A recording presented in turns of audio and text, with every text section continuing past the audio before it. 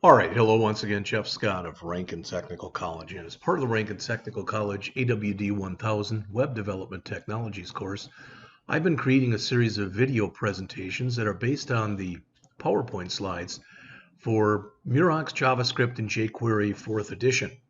And I'm coming towards the end, and I'm in the last section, and I've got to do 17, 18, and 19. And I've been working on Chapter 17, and we're around in here. So,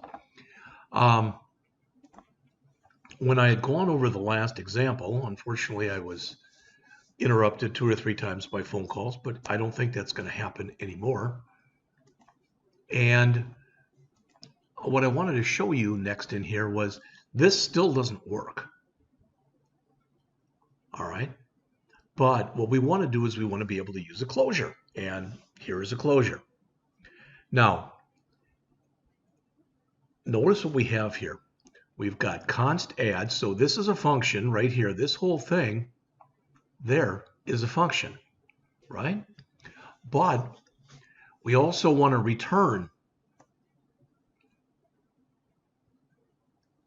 And that function is counter plus equal 1, return counter. So in other words, the counter should now return 3. Now I want to show you 2 things. First, I do want to grab this. And I am going to grab it, and I'm going to come in here, and I'm going to put it in right here. It should work because it's their example, of course. And it says 3, exactly what you'd expect if it worked. But what I want to show you is rather than a console.add, rather than a console.log something, we're going to put console.dir. All right. And I don't know if it'll just take the word function in there by itself or not. Yeah. The point is, if we'd given this a name, all right, we should be able to say console.dir in here, and we should be able to see if we can get some information about this. It doesn't look like it's going to give us any. But I'm used to working with closures like this, where you can do a console.dir and you can find actually what's going on. And if you say, I don't understand what you're saying, then just bear with me if you would. All right. It says the variable add is assigned the return value of a self-invoking function. The self-invoking function runs once. So this only happens once. It sets the counter to 0 and it returns a function expression. This way, add becomes a function.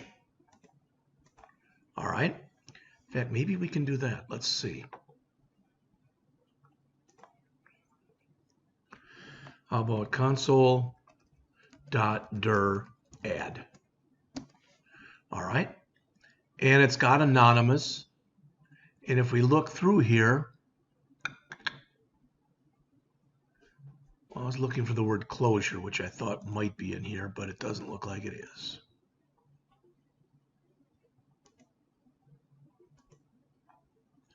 Closure. Here we go. Counter 3. So it's letting us know we are indeed using a closure. All right. So add has become a function. It says the wonderful part is that it can access the counter in the parent scope. So in other words, the inner function can access the variable from the outer function, and as you can see, it can change it. All right. This is called a JavaScript closure. It makes it possible for a function to have private variables.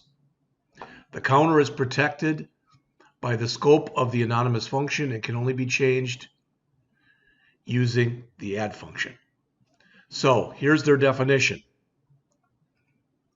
A closure is a function having access to the parent scope even after the parent function has closed. All right, so we want more, we can come in here. A closure is a combination of a function bundled together with references to its outside or surrounding state.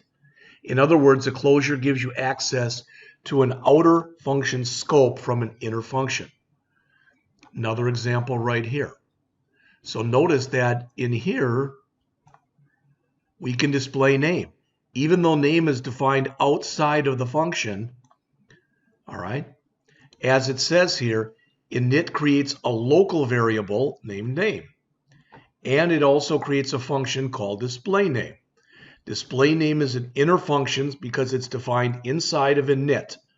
And as it says, is available only within the body of the init function. The display name function has no local variables of its own, but because it has access to the outer function, or to the, well, and its variables, meaning name, it can access it. All right, it says we can run this from JS Fiddle link, and we get Mozilla.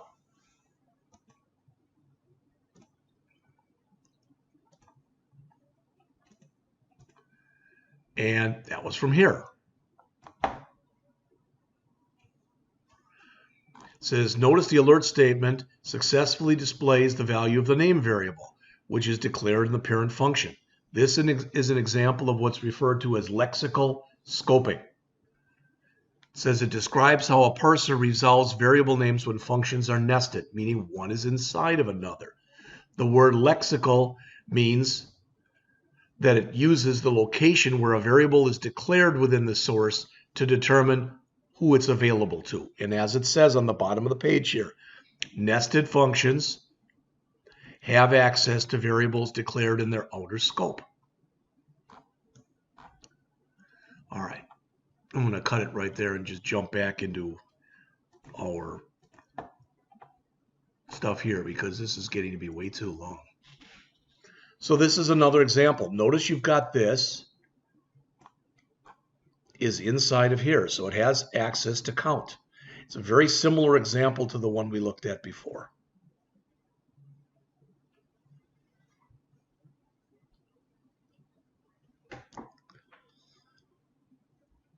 All right, code that creates and uses the slideshow object returned by a function. I think what they did was they'll come back in here and they'll look at some of the programs we created earlier. All right. So here they have an arrow function.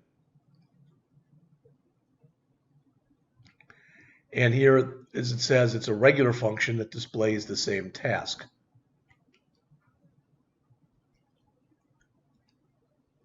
They're both pretty close to the same as far as the amount of lines of code. But again, as it says, this one is not recommended. Now again, we're going to go over this in a lot of depth and a lot of breadth of coverage in the AWD1111 class, and hopefully in the last week or two of the AWD1000 class, we'll have time to go over these last 3 chapters. Okay. All right, slideshow, as it says in the browser. I'm not going to run through this at all. Now, I do want to mention they talk about this, so let's look at these. These are ifs. And IFI is an immediately invoked function expression. The key thing about an IFI is, the function is right here. But not only do you when you declare the function, you want to immediately invoke it. And that's why you put the parens in afterwards. That's the immediately invoked part. All right.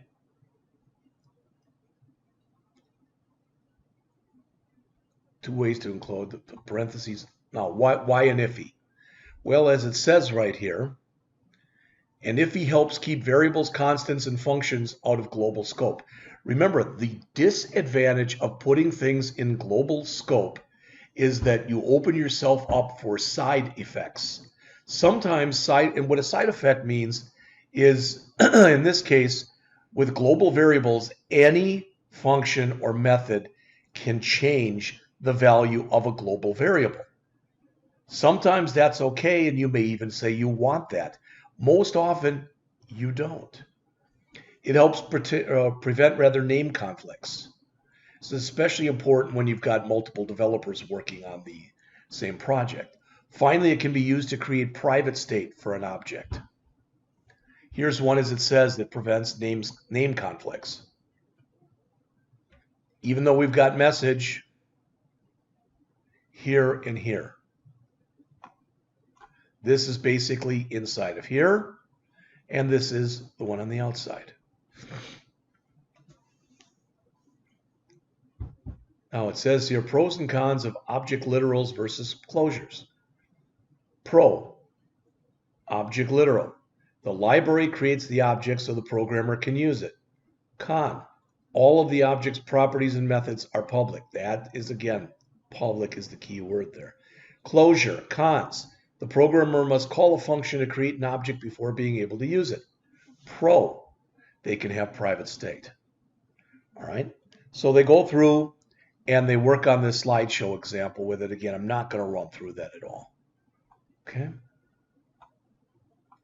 Finally, the last thing they talk about in here is exporting functions. So as it says here, a module file to export functions. This is almost getting into the kind of thing that we have to do for something like Node.js. When you export something, you're making it available where it's defined in one place, you're making it available in another place. And since you export it from one place, you typically have to import it then into another place. And I didn't do this, but I would be willing to bet you that if I went back here again,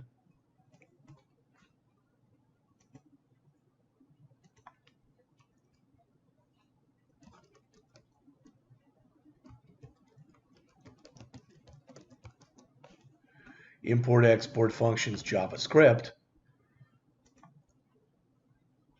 again, here's where we get it from Mozilla. And I'm sure if we look long enough, there'll be something.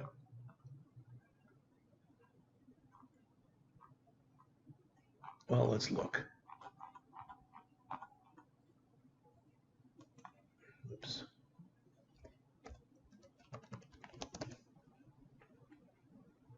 All right, it's modules. It says consider modules to be the same thing as JavaScript libraries. So again, why do you do this? You do this because you want to be able to take the stuff you're working on, put it in a central location. Not only that, one advantage is it's in a central location. Another advantage is it can be used in more than one program or application. Just the same way, when they talk about, they liken it to a library. Why do you have a library? So people can share the same book, for example. All right. Now, they're going to be talking about Node.js here, and I don't want to talk about that right now.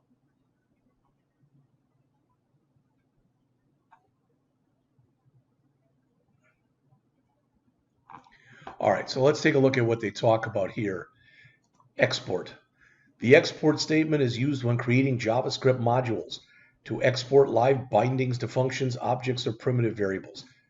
It's, again, a share type of mechanism. The import is used to import only live bindings exported by another module.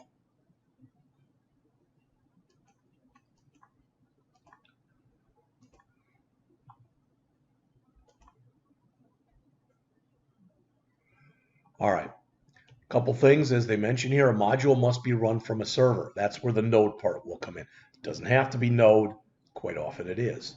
It says if you try to run the module from the file system, JavaScript throws errors due to module security requirements. So you can't run them, for example, right from the desktop itself. It uses strict mode automatically, so you don't need to code the use strict statements. It uses the defer, so there's no need to put that in when you load the module. All right, it's only executed once, and it's imported into the scope of a single script. In other words, as it says, it's not imported into the global scope. As a result, you can only access imported items into the script they are imported to. So you don't want to be able to, it would kind of defeat the purpose of doing this if you were able to import it globally. Okay? All right. And that's pretty much it, I think, for this.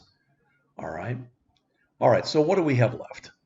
We've got Chapter 18 and Chapter 19. Chapter 18 is how to work with Ajax, and Chapter 19 is how to work with Node.js. And again, because I have been doing this anyway, I may do these out of sequence, and I may do Chapter 19 next. I really don't know. But hopefully I'll be back with that shortly.